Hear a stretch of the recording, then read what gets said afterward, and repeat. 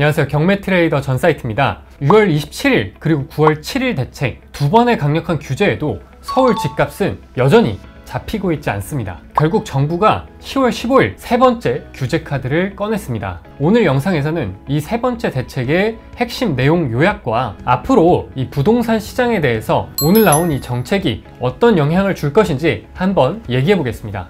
주택시장 동향이라고 해서 발표가 된 거는 서울 주택 가격이 23년도 전후로 급락을 했고 그 이후부터 24년 8월, 3월, 6월 세 차례 단기 급등을 이어가고 있다. 그러면서 지금 서울 쪽은 여러분 전 고점을 이미 넘어서고 있다라고 보면 될 것 같습니다. 지금 서울 중심부부터 이번에 규제가 들어간 지역까지 오르는 분위기가 점점 달아오르기 시작했었고, 그거를 정부가 봤을 때에는 이거 위험할 수 있겠다라는 생각에 그 집값을 지금 한번 잡아가려고 한다라고 크게 이해하시면 될 것 같습니다. 그래서 보시면은 6월 27일 대책이 한번 나왔었죠. 그래서 그 이후로 이제 서울 중심부, 강남권 그리고 핵심부들은 한번 주춤하는 게 있었고요. 근데 그 외에 포함되지 않았던 지역 같은 경우에는 아직도 달아오르는 분위기가 있었다라고 보시면 될 것 같습니다. 그래서 정부에서는 한강 인접자치구 강서 쪽부터 해서 규제 외에 있는 지역들이 서울 전역으로 확산하고 있었다라고 보시면 될 것 같습니다. 이게 전형적인 상승장의 모습이라고 보면 될 것 같은데, 우리가 후라이팬에 계란을 닦아서 올리면은 노른자부터 쫙 퍼지죠. 그런 것처럼 강남이 오르기 시작하면서 그 주변부로 오름세가 확산되고 있다라고 봐주시면 될 것 같습니다. 그 외에 경기의 주요 지역도 같이 포함이 됐다라고 봐주시면 될 것 같습니다. 뭐 성남 분당, 안양, 과천, 광명 등 이제 이쪽도 상승폭이 확실히 보이고 있었죠. 그런 부분도 정부에서는 인지를 하고 이번에 같이 규제 지역으로 포함을 했다라는 겁니다.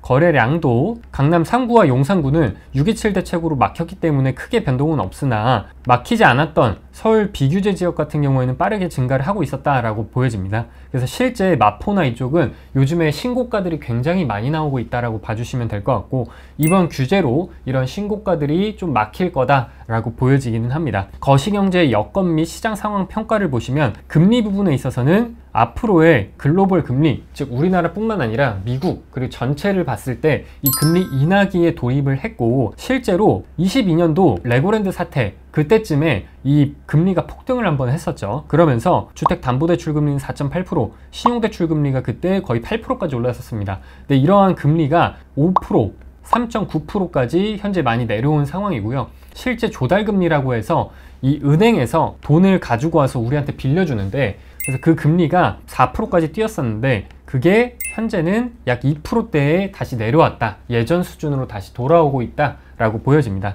그럼 금리가 낮아지면은 어떤 효과가 일어나냐? 우리가 집을 사거나 전세를 들어갈 때 금리가 5%대 들어가는 것과 3%대 들어가는 것은 이자 차이가 굉장히 많이 나죠. 원래 내가 6억을 갈 거 더 좋은 입지나 더 좋은 상태를 갈 수 있다라는 겁니다. 그러면서 금액이 자연스럽게 더 뛸 수 있고, 그리고 집값도 더 뛸 수 있는 여지를 줄 수 있다라는 거죠. 그리고 밑에 보시면은 이제 통화량이라고 해서 시장에 돈이 얼마나 많이 풀려 있냐 라고 보시면 될 것 같은데, 코로나 때 굉장히 많이 풀렸었습니다. 이때가 12.9%라고 보시면 될 것 같고, 저희가 하락장 때가 약 7.2% 많이 빠졌었죠. 지금은 7.8%로 많이 올라왔습니다. 예전에 그 상승장의 모습으로 조금씩 가고 있다라고 보시면 될 것 같습니다. 그래서 이러한 시장에 돈이 많이 풀리게 되면은 부동산으로 유입이 될 가능성이 높아지기 때문에 이러한 것들을 사전에 체크를 하고 압력을 가해야겠다, 프레셔를 줘야겠다라는 생각을 했던 것 같습니다. 그리고 수급과 심리, 이쪽이 중요한데요. 제가 작년부터 계속 누누이 말씀드렸던 게, 지금 이 수도권에 공급이 부족하다라고 계속 말씀을 드렸습니다. 그래서 주택을 살 거면 지금 사야 된다라고 말씀을 드렸고, 아직 저는 이 주택을 사도 될 그 타이밍에 있다라고 보기는 합니다. 그래서 22년부터 누적된 공급 부족으로 이 수도권 입주 물량이 굉장히 부족하다. 그래서 정부가 보기에도 공급의 절벽이기 때문에 가격 상승에 대한 기대감이 높고, 그리고 수급 심리라고 해서 사는 사람과 파는 사람의 이 심리가 누가 더 우위에 있냐라는 거를 나타내는 지표인데, 파는 사람이 훨씬 더 우위에 있다. 즉 파는 사람이 가격을 조금 더 움직일 수 있다라고 판단을 한 겁니다. 이 공급 부족과 금리 인하가 합쳐지면은, 즉 시장에 돈은 풀릴 건데 살 수 있는 물건은 한정적이기 때문에 이 공급이 부족하다는 게 굉장히 심각한 문제라고 정부도 그렇게 보고 있고, 시장에 투자를 직접 하고 있는 저조차도 그렇게 인지를 하고 있는 상황입니다. 정부가 어떤 규제를 내놨는지 같이 한번 볼게요. 조정 대상 지역과 투기 과열 지구가 다시 확대됐습니다. 21년, 22년 상승장에서 전체가 조정 대상 지역과 투기 과열 지구였다라고 이해하시면 되고요. 그게 23년도에 부동산이 하락을 하면서 이 지역을 다 해제를 시켰습니다. 그래서 다시 지정을 했다는 거는 그만큼 부동산 시장이 뜨거워지고 있는 중에 있다라고 이해하시면 될 것 같고, 주택 가격의 급등세와 이제 급등의 우려, 이러한 분위기로 조정 대상 지역과 투기 과열 지구를 지정을 했고요. 자, 자세한 위치를 한번 보면은 서울 전체와 그리고 경기도 남쪽 부근에 과천, 안양, 동안, 의왕, 성남, 수정과 분당, 중원, 그리고 용인, 수지, 수원, 장안, 팔달, 영통 이렇게 묶었다라고 보시면 될 것 같습니다. 그럼 지금 비어있는 지역이 부천, 인천, 경기도 북부, 그리고 경기도 조금 더 남쪽, 용인, 처인, 기흥, 광주 이런 쪽은 아직 풀려있다라고 보여집니다. 조정 대상 지역과 투기 과열 지구가 되면서 기본적으로 대출이 줄어든다라고 보시면 됩니다. 그래서 LTV가 기존에 70%였다면 40%, 주택이 있는 사람은 0% 대출이 안 나온다 라고 이해하시면 될 것 같고요. 최대 한도는 6억이 제한이 된다, 생애 최초 70% 이렇게 바뀌었다 라고 이해해 주시면 될 것 같습니다. 그리고 생활안전자금이라고 해서 주택을 구입한 이후에 내가 이 주택을 담보로 대출이 필요할 때는 생활안정자금이라는 상품을 이용하게끔 되어 있었습니다.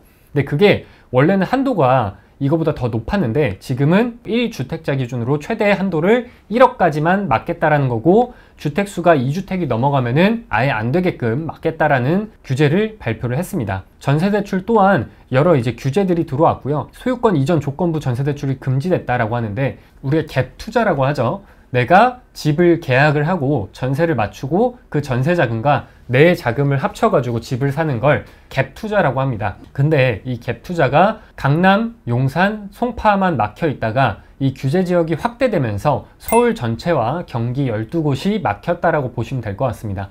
전세대출 보증 비율이 80%로 강화가 됐다라는 건데, 이게 무슨 말이냐면, 우리가 전세 사기가 터지면서 사람들이 전세 보증보험이라는 걸 더 많이 들기 시작했습니다. 쉽게 얘기해서 전세금에 대한 보험을 가입한다라고 이해하시면 되고, 전세금에 문제가 생겼을 때 주택도시보증공사나 이런 곳에서 일정 비율을 보존을 해주는 게 있습니다. 그게 원래는 90%였는데 80%로 좀 낮아졌다라고 보시면 될 것 같고, 예를 들어 내가 아파트 같은 경우에는 괜찮을 것 같은데 빌라 쪽에는 가격이 조금 빠질 수도 있는 가능성이 열렸다라고 보시면 될 것 같습니다. 그게 왜냐하면 빌라가 보증 비율에 따라서 현재는 전세 가격이 정해지고 있어요. 그래서 이 규제가 들어오기 전까지는 공시지가의 126%까지만 전세를 받을 수 있었습니다. 근데 지금은 이 126%가 아니라 보증 비율이 낮아지면서 117% 이렇게 바뀌었거든요. 그러면서 이 전세를 받을 수 있는 금액대가 낮아지면서 어떻게 보면 집값이 떨어질 수 있는 이 하방 밑에 부분이 좀 열렸다라고 봐주시면 될 것 같고,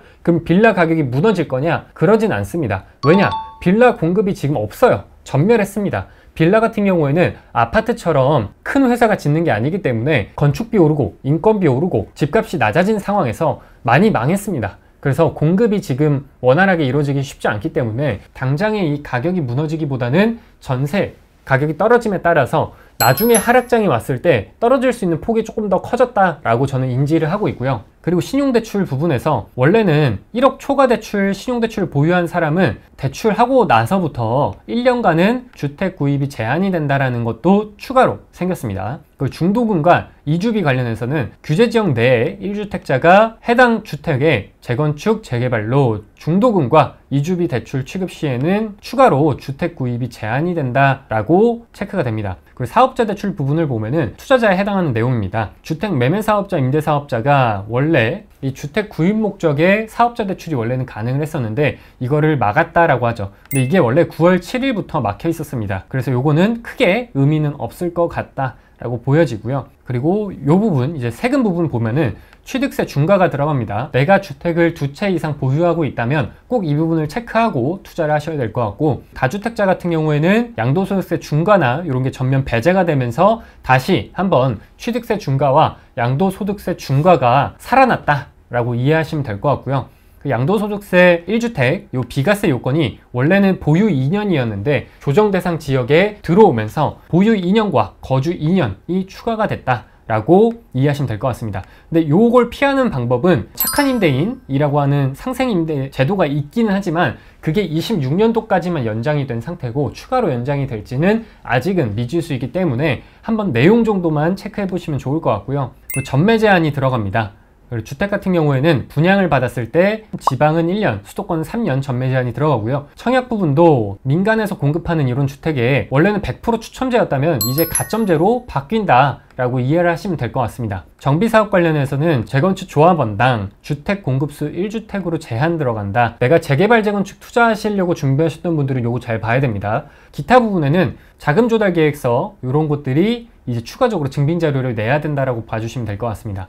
근데 경매를 통해서 진행하면은 이런 자금 조달 계획서 이런 것들이 필요 없기 때문에 경매를 하기에는 또 괜찮은 시점이라고 보여지고요. 토지거래 허가구역 지정했는데 이거는 조정 대상 지역과 동일합니다. 이제는 집을 살 때 지자체 허가를 받아야 되기 때문에 관리 감독이 조금 빡세졌다라고 이해하시면 될 것 같고요. 그리고 대출 부분을 같이 보면은 주택담보대출 최대 한도가 627 대책 나오면서 6억으로 제한이 들어왔었죠. 근데 그게 조금 더 쪼여진다. 근데 우리랑은 조금 관련 없는 내용일 수 있다. 그래서 15억 이하까지는 6억을 기존대로 운영을 하고 이제 조금 더 고가 대출로 갈 경우에는 4억, 2억으로 바뀐다라고 이해하시면 될 것 같고요.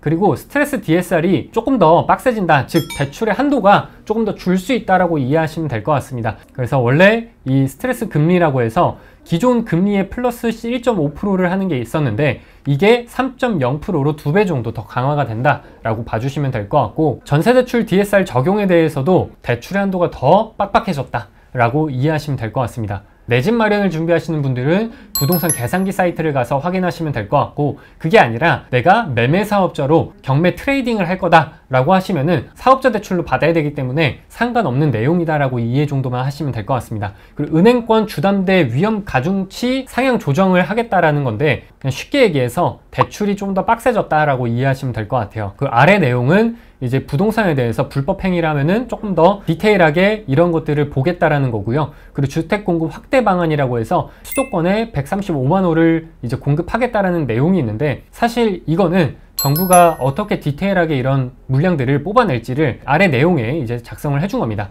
보시면은 도심에 노후 청사나 정부가 보유하고 있던 땅을 통해서 개발을 하겠다라는 거고요. 뭐 성대 야구장, 위례 업무용지 이런 것들을 추가적으로 공급을 하겠다라는 거고, 수도권의 공공택지를 빠르게 진행해서 대규모 물량을 공급을 하겠다라는 겁니다. 저는 이 이야기를 이 수도권에서 공공택지를 진행하려면 아직도 진행이 안 된 택지들이 많이 있습니다. 그래서 이런 것들은 조금 더 먼 미래, 한 35년, 6년에 이루어질 공급에 대한 내용이다라고 보시면 될 것 같고, 그래서 제가 시장을 보는 뷰는 28년까지는 착공 물량도 적고요. 30년, 35년 정도는 돼야 이 공급 물량이 본격적으로 우리가 체감할 수 있는 수준으로 올라올 거다라고 저는 보여지고 있고요.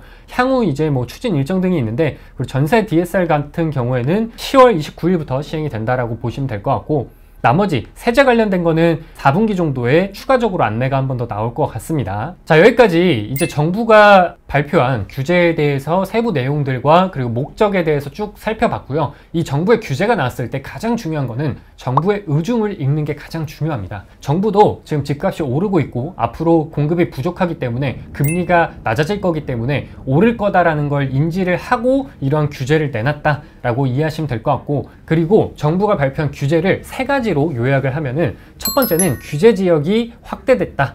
그 확대됐기 때문에 여러분들이 투자를 할 때 앞으로 조금 더 조건들이 까다로워졌다라고 이해하시면 될 것 같습니다. 그리고 두 번째는 주택담보대출의 대출 한도를 줄였다. 근데 그 줄인 게 주택 가격에 따라서 차등을 뒀다라고 이해하시면 될 것 같습니다. 그리고 신용대출이 쪼여졌다고 이해하시면 될 것 같고요. 그리고 세 번째는 은행에서 DSR을 좀 더 빡세게 도입을 한다. 그래서 대출 한도가 실제 6억이지만 더 줄어들 가능성이 있다라고 봐주시면 될 것 같습니다. 자, 그럼 지금까지 정부가 발표한 규제에 대해서 살펴봤는데, 이 규제에 따른 부동산 시장에 어떤 영향을 줄 것인지에 대해서, 이게 패턴이거든요. 과거에도 똑같은 패턴을 가지고 있었죠. 문재인 정부 때 부동산 시장이 너무 뜨거워지니까 조정대상 지역으로 묶고 그것도 안 되니까 투기과열지구로 확대하고 이런 것들이 똑같은 패턴으로 지금 나오고 있고, 그럼 그때는 어땠냐를 보면은 거래를 못하게 막았는데 사람들이 그걸 보고 어떻게 됐을까요? 집값이 더 올랐습니다. 그때도 공급 물량이 부족했기 때문에, 그리고 금리, 시장의 유동성이 많이 풀렸기 때문에 그러한 자금들이 주택으로 왔던 거고요. 지금도 똑같은 조건으로 가고 있다라고 보여집니다. 주택 공급은 지금도 과거와 똑같이 엄청나게 낮은 수준이에요. 금리도 낮아지고 있어서 유동성이 조금씩 늘어나고 있죠. 이런 것들을 데이터로 충분히 볼 수가 있고요. 그래서 지금도 이 풍선의 바람이 점점점 차오르고 있고, 이거를 정부가 풍선을 지금 누르고 있어요. 바람은 계속 들어가고 누르고 있고 하면은 과거와 똑같이 이 풍선이 어떻게 될까요? 그 반대 부분으로 튀어나가겠죠. 그래서 저는 이 부동산 시장이 공급량을 잡지 않는다면 이 가격이 상승할 것 같다라고 보고 있습니다. 그리고 실제 이 시장의 유동성이 그럼 풀리는 걸 어떻게 아는지를 조금 더 빨리 파악하는 방법은 주식시장을 보는 겁니다. 이 주식시장이 주택, 아파트 시장보다는 선행한다 라고 보여지고 있고요. 실제 그래프를 제가 갖고 왔는데 같이 보시면은 이 파란색 그래프가 아파트 매매 가격 지수고 빨간색 그래프가 코스피의 지수입니다. 근데 어떻게 되나요? 그러니까 주식시장이 먼저 움직이고 그 다음 아파트 시장이 움직이고 패턴이 반복되고 있다. 그리고 지금 주식시장이 굉장히 뜨겁죠. 그렇기 때문에 이러한 지표들만 보더라도 아파트 시장이 향후에 어떻게 될 건지를 직관적으로 파악을 해볼 수가 있다 라고 이해를 하시면 될 것 같고요. 그러면은 저는 이런 시장에서 어떻게 투자 방향을 잡을 거냐를 말씀을 드리면, 첫 번째는 내 집 마련을 하려고 했던 분들이라면 그 시기를 조금 당기면 좋을 것 같고, 이 내 집 마련을 할 때 저는 재건축, 재개발 쪽으로 준비를 해보면 어떨까 합니다. 그 이유는 지금 신축으로 들어가기에는 대출도 줄었고 금액도 부담이 되기 때문에 차라리 신축이 될 만한 속도가 조금 빠른 애를 찾아가지고 그쪽에 돈을 투입해서 들어가는 게 어떨까 합니다. 그래야 내 자산 가치를 훨씬 더 불려줄 수 있기 때문에 지금은 재개발 재건축의 시대가 왔다라고 저는 생각합니다. 정부도 지금 계속 재개발 재건축을 푸시하고 있는 이유가 주변에 공급할 데가 없기 때문에 노후된 것들을 부수고 지어야 된다라고 저는 이해하고 있고요. 그리고 두 번째, 그러면 경매 트레이딩은 어떻게 해야 되냐라고 봤을 때 이 수도권 쪽은 조금 힘들 수 있어요. 지금은 서울에서 경매 트레이딩을 하려면 세금을 66%에서 77%를 내고 투자를 해야 된다. 결론은 투자를 하지 말아라 라고 말씀을 드리고요. 그럼 어떻게 해야 되냐? 경기 인천 쪽으로 비어있는 곳이 있습니다. 조정대상 지역이 아닌 곳은 매매사업자 경매 트레이딩을 하면 좋을 것 같고요. 그리고 그 외에는 내가 다주택자라면 지방 쪽을 타겟으로 투자를 하면 좋을 것 같습니다. 결국 이번 대책은 정부가 집값 상승이 두렵고 그리고 집값 상승을 누른다. 하지만 정부가 시장을 절대 이길 수는 없습니다. 이 바람을 막지 않는 이상은 시장은 계속 커질 수밖에 없다라고 이해하시면 될 것 같고요. 그래서 이러한 정부의 강해진 규제 속에서 그 안에서 여러분이 정신을 똑바로 차린다면 분명한 더 좋은 기회를 찾을 수가 있습니다. 그래서 과거에 제가 이런 규제 속에서 돈을 벌었던 그런 노하우들을 여러분한테 또 이런 좋은 콘텐츠들을 많이 공유할 수 있도록 하겠습니다. 오늘 영상도 보시고 도움이 되셨다면 구독과 좋아요 그리고 알림 설정까지 부탁드리면서 제가 운영하고 있는 부자친구들 경매 단톡방이 있습니다. 참여하셔가지고 같이 또 논의하고 같이 으쌰으쌰 하면 좋을 것 같습니다. 감사합니다.